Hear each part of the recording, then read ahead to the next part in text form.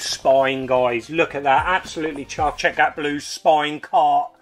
Perfect. Look at that, guys. To add true blue spines to the Sega wall. And don't stop there. We've got another blue spine. Boom! Absolutely buzzing, guys. Hello YouTube, my name is Paul. Hope you're all keeping well. Welcome back to another pickup video. Sega Zombie inspired blue spine pickup video. I've had quite a few Mega Drive games over the last 18 months, 2 years, but I've not really shown many in my pickup videos. It's not a machine that I kind of talk about that much, even though it's a machine I absolutely love. So yeah, I think I'm around about 300 Mega Drive games in the collection now. I've been sat on the fence so long, becoming a pain in my arse, to be honest. What to do? Do I go for a full set Mega Drive collection or not? So I'm still, even after all this time, not sure what to do with it. Now luckily for me, most of the games I've got to pick up are more sort of filler games really, and that's probably what has stopped me doing it. In all honesty, I mean, a lot of the sort of expensive games I picked up sort of 5, 6, 7 years ago, and the prices were more reasonable. Whereas most of the games I've got to show you, to be fair, a lot of them are cheap and cheerful to pick up. And I find with Mega Drive games like that, pick them up from the same seller, say they listed 10, 15 games, and try and just get a few games off the same person just to save on a bit of post. So I find a lot of these games though, they do cost more in post than they do the games themselves. So I've got 3 stacks of blue spine games to go through over a few videos. I'm not going to do them all today. A lot of the games are cheap and cheerful. Some of them are a bit more difficult to get and a bit more interesting.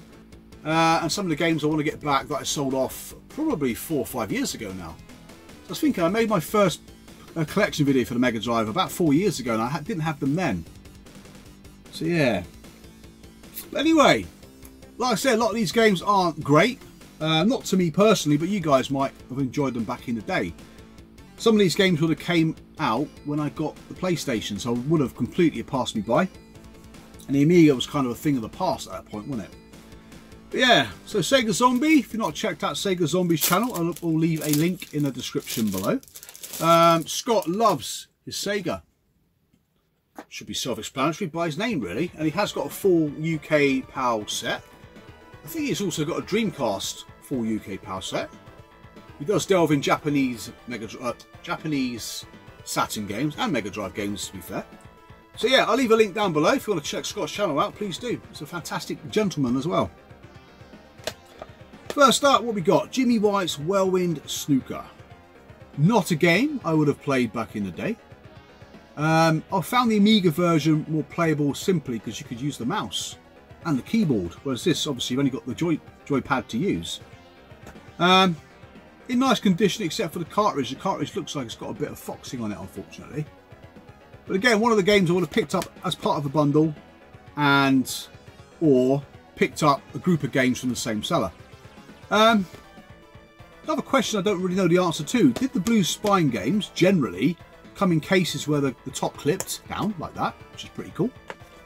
And did they generally come with boxes where you had these kind of clips, which I find better than the old school clips you got on the black spine games, where the clips are at the top and obviously cause a bit of damage to thicker manuals. But yeah, I do prefer the later cases. I'm not sure if they were unique just to blue spine Sega games and some of their third parties, because not all games I've got are like that. I know a lot of people over time swap and change their cases without realising that simple fact. Don't know, maybe it's just me. Next up is a football game, very much in the mould of FIFA, very much in the mould of Total Football, which I showed in an Amiga video not long ago. And that's FIFA Pitch Soccer by US Gold.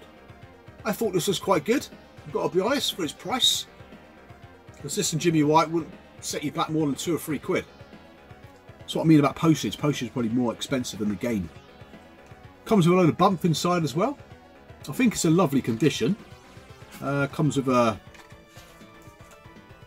titles from US Gold. At the back of it's got Mega Man. I didn't realise Mega Man got released by US Gold. Strange one, isn't it? But yeah, lovely condition inside. But it's one of those football games that you play and the ball sticks to your feet, which I always find those kinds of games a little bit too easy to play. It's got a bit in common, by looks of it, to Italy 1990. I think that plays the same way. But yeah, you usually just dribble the ball into the box, don't you? It's got a bit of a different perspective, I think, when you score a goal. Or am I imagining that? Maybe that's something else. But yeah, it's alright. It's not a bad game. For the price of the actual game itself, it's not bad at all to play. But certainly something that I wouldn't play very much. I think I much prefer Total Football, to be honest. Sticking with the football theme is a management game. I would have played this a lot on the Amiga, to be fair. I love the original, before moving on to Championship Manager, which I absolutely spent bloody months on, probably. And that's Premier Manager 97. I think it's one of 2 Premier Manager games on the Mega Drive. Looks good though, looks very much like the Amiga version. Got nice sound and music. Again, in nice condition. But yeah, no, I much prefer Championship Manager, to be fair. Again, a good game in the respect that there's lots of stats, there's lots to do. And the gameplay itself was pretty much a static screen, a bit like Championship Manager, where you're just looking at the scores coming up and people getting yellow cards, red cards, and all the rest of it, which I think the later versions had more animation in them. Especially Premier Manager 3, I think, on the Amiga. But again, cheap and cheerful. You certainly will get value for money out of that game. Again, it wouldn't cost more than £2 or £3, to be fair. Probably looking down, my glasses want to slide off my bloody head. Next up is part of the, what's it, Mega Game 6 series. 3 of these. This is definitely value for money. This is the cheapest one out of 3. And the red one, Volume 3, used to go for about 3 figures once upon a time. So I think that's a little bit cheaper now than it used to be. But this is Volume 1. A very good compilation. Certainly one of those like value for money games. Look at the games you got. World Cup Italia 90, not a bad footy game. Golden Axe, brilliant. Streets of Rage, fantastic. The Revenge of Shinobi, one of my favourites on the system. Super Hang-On, cracking racing game, and Columns, a very good puzzler. Nice condition inside. Again, same sort of blue spine case, clips on the top. Lovely jubbly. But yeah, certainly value for money that. I certainly would recommend that if you're just a casual collector. Like so many of the other compilations really, but yeah, the Mega Games Volume 3, looking at sort of 75-80 quid for 6 games that aren't as good as those.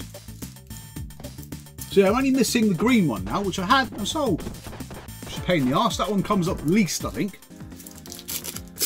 Alright, now for a bit of buggy racing. Not really my genre of game either. A game I only recently found out got an Amiga release. And that's Street Racer by Ubisoft. Good game, gotta say. Did enjoy it. Not very good at it though. Again, lovely condition. I think it was a little bit sort of creased on the ends, but generally nice. Yeah, typical buggy game really, chasing after another player. I'm not sure the players all have predefined skills or character sets, but to the life of me I could not catch that little sod. Every time I drove around the course I kept picking up bloody dynamite, didn't I? So I kept blowing up in 5 bloody minutes. So yeah, it's good. Again, another one of those value for money games. 3, 4, 5 quid. Christ, cheap, isn't it? Cheap as chips. Now this one features some lovely graphics. I've got to be honest, some of the finest graphics I've seen on the Mega Drive. But the game itself, quite mediocre. Maybe that's just me. The game is designed for children, not for middle-aged blokes. Toy Story. You've Got a Friend in Me. Love the cartoon. Christ, that was great. But yeah, graphically brilliant. It's a platformer. Got to go and pick up stars, go and rescue different toys, and do other stuff. But yeah, again, a cheap and cheerful title. Not really one I go back to and play much, to be fair. Maybe it's just me. Maybe you guys love it. It's nothing special. Beyond the graphics, now I'm pretty sure Psygnosis has something to do with that. In fact, Psygnosis and Traveller's Tales. Both very famous names in the development sphere, aren't they, to be fair? But yeah, Toy Story. Nice little curio to have. But yeah, not for me. Next up is another compilation. Now this one is probably one of the more difficult compilations to pick up for the Sega Mega Drive. I've had this one before as well. Sega Sports Volume 1. I believe only 1 volume came out of this. Super Monaco Grand Prix, brilliant game. Wimbledon never played. Ultimate Soccer never played. But yeah, you can see why this one didn't sell particularly well. Again, nice condition. The manual could be better. A little bit dog-eared. But again, it's in one of those old school Sega cases. As you can see the clips at the top and the bottom there. We do not want a manual of that size in a box like this. It's just not designed for it. And so many manuals are like that, aren't they? They come thick in those little clips. And they start going a bit funny on the ends, don't they? Bit of damage. It's not good. Yeah, but Super Monaco Grand Prix, probably the best game for me. I played that game for hours on end back in the day. My friend had it on his Japanese Mega Drive. You played like a career mode, didn't you? You literally started off from the bottom of the ranks, worked your way up to be number 1. But I really loved it. Really good game. Never played anything like it before. Right, next up is a superhero game. From a fake superhero, someone I've never heard of before. Phantom 2040. Man, I would love the collector's edition of this, the Australian release. Don't see that one very often, do you? Again, lovely condition though. This is a little bit more expensive now. You're talking sort of 15 to 25 quid.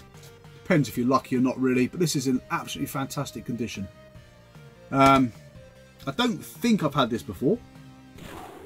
Then again, maybe. I can't remember. So many bloody games, isn't there?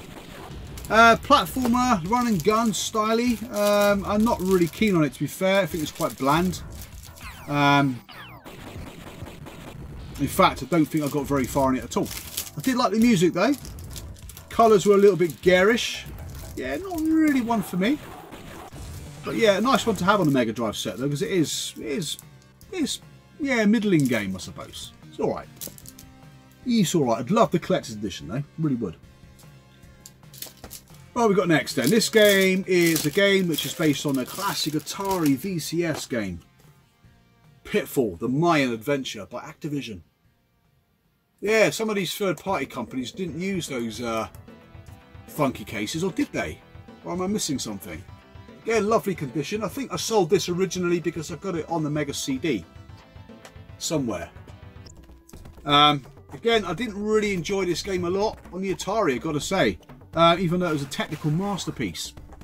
Not really for me. A platformer. Swinging from trees, avoiding gaping holes in the floor, picking up certain things, and whipping creatures. Again, not really my cup of tea.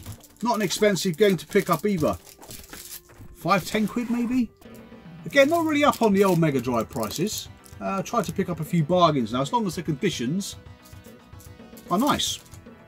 Now this one was a game I actually enjoyed. A very simplistic game. They're going to slip off in a minute and fall down.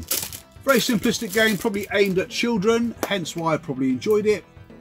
And that's Bonkers, or Disney's Bonkers. Again, a game that can go between 15 and 25 quid. Just noticed though, bloody glasses are getting my tits. Well, you've got the Bonkers and the shield behind, nice and yellow. The spine, unfortunately, it's fading a little bit. Isn't that annoying? And good old cartridges on the blue spine. Look at that sticker peelage. Not impressed. Some of the guys usually use Pritt Stick to put that back down, but I'm not sure what's best. Maybe Pritt Stick's fine. I always thought Pritt Stick though wasn't particularly strong itself. But again, nice clippy top there. Proper case. But yeah, the game itself, I'm not sure. It's not called an on-rail shooter because your character moves along the bottom. Just fires things up through the screen to stop the baddies coming down the screen to pick up items that they shouldn't be having. Little criminals they are. But yeah, I enjoyed it. It's probably my favourite game out of this bunch of games, to be fair. And that's saying something else. But yeah, I think I've got one more. Not sure I've got one more Disney game to pick up. I might have, and I've got one more cartoony game to pick up. I'm pretty sure it's... Who's the guy with the cheese catastrophe or something? I can't remember what it is. But yeah, I'm certainly missing that one. Sticking with a cartoon theme, a cartoon that I've never really watched before. In fact, was it even a cartoon? I can't remember.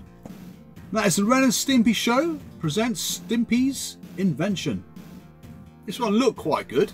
It's one of those games that you play where you have to use your buddy to do stuff. It's annoying. I hate those sorts of games, to be honest with you. It's in okay condition. The manual could be better. Yeah, a bit like Bubba and Sticks. No, Bubba and Squeak. We use the dog to do certain things, like reach levels that are a bit too high for your character. Use them as weapons and stuff like that. But yeah, I didn't play this for long. It seemed okay.